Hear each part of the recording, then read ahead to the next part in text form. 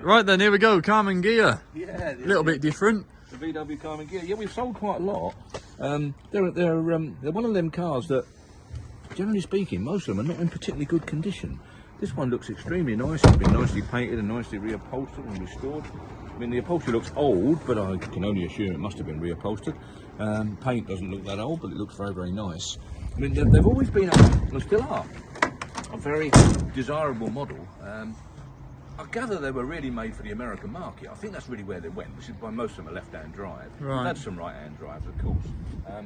But they are stylish, there's no doubt about it. I mean, obviously they're styled, and I presume built, by Karmann, which is Karmann Ghia. Now, I've been very fortunate.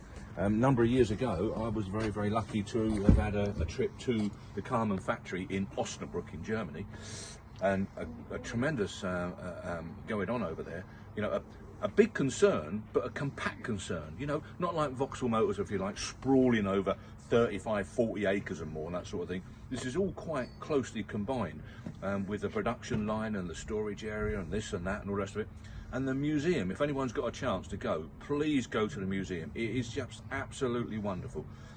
They appear to have a model of every Karmann produced car that they've ever made, from a sedan chair right the way through to the modern day.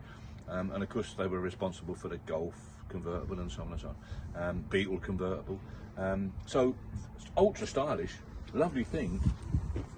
The problem we find from a dealer or an auction point of view is that everybody thinks they know what they're worth, because there aren't that many come on the market, I suppose, but when they do, they all seem to come at the same sort of figure, whether they're tatty and pretty horrible or lovely and mint.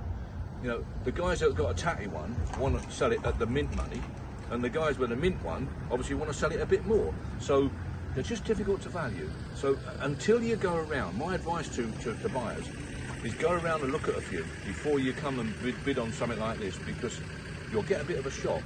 You don't get much for 10 or 15,000 quid in a Karmann Ghia. You'll get quite a shock.